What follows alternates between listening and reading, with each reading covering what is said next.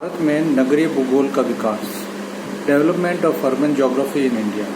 यद्यपि भारत में नगरीय भूगोल के अध्ययन की शुरुआत चेन्नई में 1927 में हो गई थी, लेकिन स्वतंत्रता के बाद इस विषय का काफ़ी विकास हुआ है। पश्चिमी देशों के विद्वानों से प्राप्त अनुभवों व विचारधाराओं ने भारतीय भूगोलवेत्ताओं का ध्यान नगरों के अध्ययन की ओर आकर्षित किया। इसी के परिणाम स्वरूप कोलकाता व वाराणसी के विद्वानों ने नगरों को अपना शोध कार्य के लिए चुना। उत्तर भारत के नगरीय भूगोल के अध्ययन की शुरुआत 1955 से होती है, जिसको प्रारंभ करने का श्रेय R.L. सिंह को है। उन्होंने वाराणसी महानगर पर अपना शोध कार्य लंदन विश्वविद्यालय में प्रस्तुत करके भूगोलविदों का ध्यान भारत के नगर के अध्ययन की ओर आकर्षित किया। उन्होंने विभिन्न नगरों पर अपना लेख व ग्रंथ प्रस्तुत करके नगरीय भूगोल के विषय के महत्व को भारत में स्वीकार कराया तथा उसके अध्ययन की विभिन्न विधियों का प्रतिपादन किया। कोलकाता में नगरीय भूगोल के अध्ययन की शुरुआत का श्रेय प्रमुख रूप से A.B. चटर्जी को जाता है। उन्होंने भी लंदन विश्वविद्यालय में 1958 में अपना शोध कार्य हावड़ा नगर पर प्रस्तुत किया। उत्तर भारत में इनके बाद डॉक्टर उजागर सिंह का इलाहाबाद नगर का अध्ययन सामने आया। उन्होंने भी पिछले 20 वर्षों में नगरीय भूगोल से संबंधित विषयों पर अनेक महत्वपूर्ण लेख प्रकाशित किए। इसके अलावा 1960 के बाद से अनेक भारतीय विद्वानों ने इस विषय पर अपने विचार प्रकट किए। भारत के विद्वानों ने प्रारंभ से ही अपना अध्ययन क्षेत्र एक ही नगर तक सीमित रखा। धीरे धीरे उन्होंने अपने अध्ययन क्षेत्र अनेक नगरों को एक साथ लेकर उनकी विभिन्न समस्याओं पर केंद्रित किया।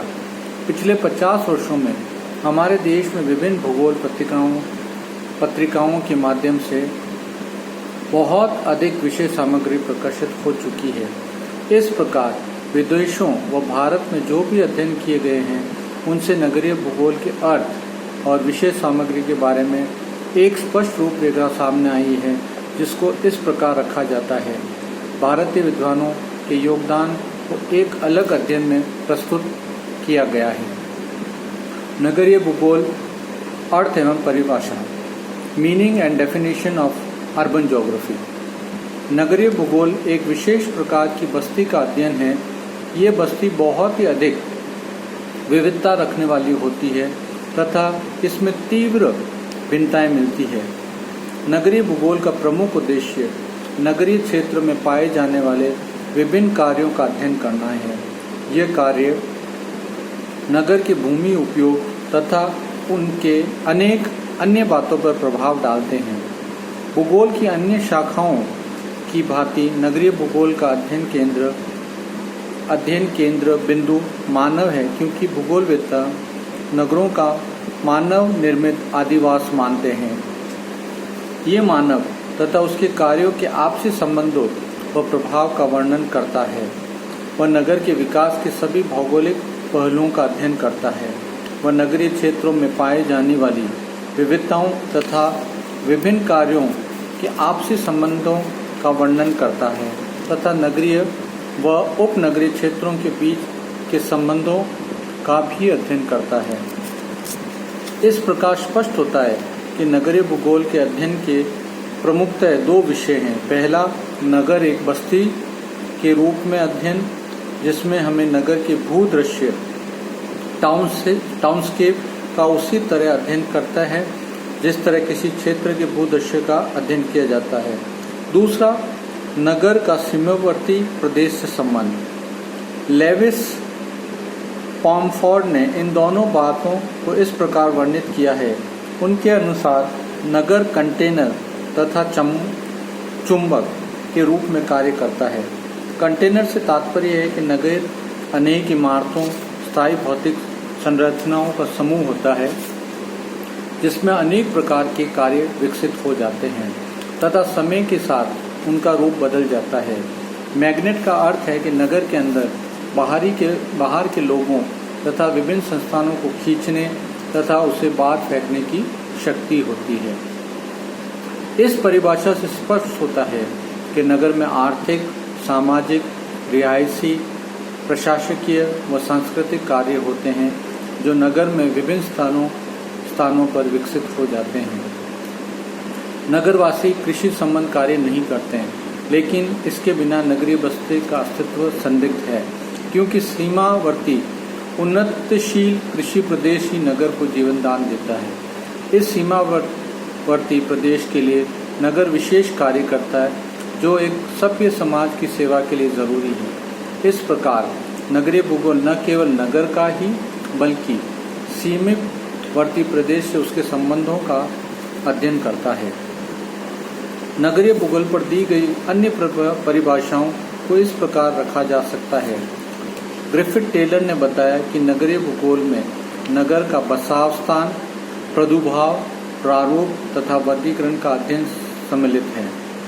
डुडले स्टैम्प के अनुसार नगरीय भूगोल का उद्देश्य भौगोलिक पक्षों के प्रसंग में नगरों के विकास का गहन अध्ययन करना है। इस प्रकार विद्वानों ने नगर को एक इकाई मानकर उनके अध्ययन करने का सुझाव दिया है। नगर के प्रादेशिक महत्व को ध्यान में रखते हुए कुछ विद्वानों ने नगरीय भूगोल की परिभाषा को इस प्रकार वर्णित किया है। H.M. मेयर के अनुसार नगरीय भूगोल का मुख्य विषय उन प्रारूप तथा संबंधों की व्याख्या है जो एक और नगरीय क्षेत्र में विद्यमान होना तथा दूसरी और नगरीय एवं अनगरीय जिनकी नगर पूर्ति करते हैं के बीच स्थित होते हैं। G.S. गोसल ने नगरीय भूगोल पर अपने हुए शोध कार्यों की व्याख्या करते हुए नगरीय भूगोल को इस प्रकार परिभाषित किया है कि नगरीय भूगोल नगरीय स्थानों का भौगोलिक अध्ययन है। ये नगरीय स्थान अपने चारों ओर के प्रदेश के लिए सेवा केंद्र के रूप में कार्य करते हैं। इसी प्रदेश के सहारे जीते हैं तथा इसी के लिए जन्म लेते हैं।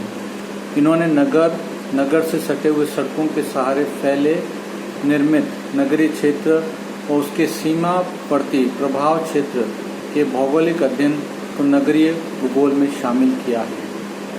1965 में मेयर ने पीटर स्कॉलर का संदर्भ देते हुए नगरीय भूगोल को इस तरह परिभाषित करने का प्रयास किया है। नगरीय भौगोलिक अनुसंधान प्रमुख रूप से नगर के भीतर और नगर के बीच पाई जाने वाली क्षेत्रीय विभिन्नताओं से संबंध रखता है। ये नगरीय व अनगरीय क्षेत्रों के बीच के संबंधों का अध्ययन करता है तथा नगर के विकास और परिवर्तन की शक्तियों पर ध्यान देता है, जो नगरीय भूदृश्य के रूप में प्रदान करती है। मर्फी के अनुसार नगरीय भूगोल का संबंध नगरीय विकास के स्थानिक पहलुओं से है। इसमें अनगरीय क्षेत्रों को भी शामिल किया जाता है क्योंकि उनका संबंध नगरों से है। नॉर्थम ने नगरीय भूगोल के अध्ययन को स्थल और मानव के बीच 4 प्रकार के संबंधों के युक्त माना है। इनको उन्होंने एक चित्र द्वारा स्पष्ट करते हुए निम्न तरह से व्याख्या की है। पहला, वह संबंध जो एक स्थल और उसकी जनसंख्या के बीच में पाया जाता है। दूसरा संबंध जो विभिन्न स्थलों के बीच पाए जाते हैं। नगरीय बस्ती के ज्योतिर्मय प्रारूप और स्थानिक दूरी का अध्ययन इनके अंतर्गत आता है। तीसरा, वह संबंध जो एक से अधिक स्थलों के बीच लोगों में पाए जाते हैं। इसका अर्थ है कि इसमें नगरीय केंद्रों की जनसंख्या की आर्थिक विशेषताएं जानने का प्रयास किया जाता है। विभिन्न नगरीय केंद्रों में रहने वाली जनसंख्या की विशेषताओं में अंतर को पहचाना जाता है। चौथा, वह संबंध जो एक ही स्थल के भीतर पाए जाते हैं अथवा एक ही स्थल के लोगों के बीच पाए जाते हैं, अर्थात नगरीय भूगोल के भूमि उपयोग व उसकी व्यापारिक संरचना का अध्ययन करता है। उपयुक्त परिभाषाओं से स्पष्ट हो जाता है कि नगरीय भूगोल में नगर का अध्ययन केवल एक इकाई के रूप में से ही नहीं किया जा सकता है। वह जिस प्रकार नगर के भीतर पाए जाने वाले विभिन्न कार्यों के वितरण का अध्ययन करता है, उसी प्रकार से पृथ्वी पर नगरों के वितरण पर भी प्रकाश डालता है। वह उनकी परस्पर तुलना करता है, क्योंकि प्रत्येक बस्ती पर उसके निवासियों की आर्थिक व सामाजिक दशा का प्रभाव होता है।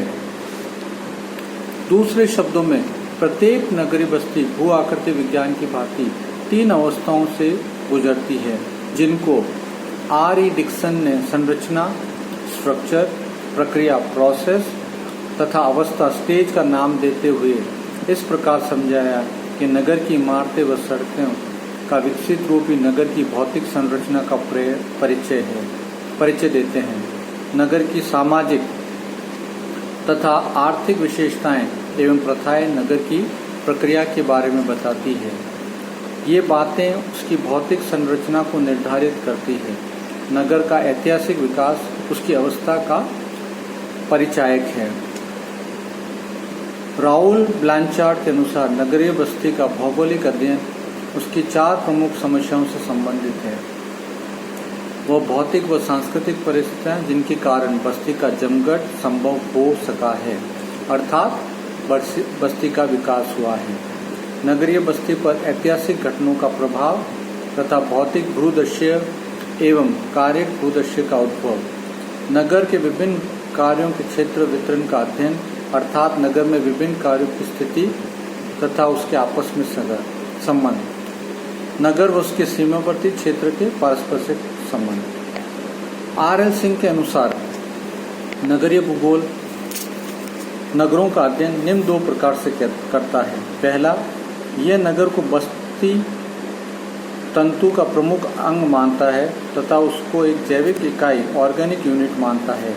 नगर की संरचना व इमारत का, जिसको आकृति मॉर्फोलॉजी कहते हैं, का अध्ययन करता है। इनका निर्माण किन विभिन्न प्रक्रियाओं से हुआ है, इसका भी अध्ययन किया जाता है। वह नगरीय बस्ती को एक प्रादेशिक केंद्र रीजनल फोकस के रूप में मानते हैं। नगर का उसके सीमावर्ती प्रदेश जिसकी वह सेवा करता है तथा बदले में अनेक आवश्यक सेवाएं प्राप्त करता है, से संबंध का अध्ययन करता है।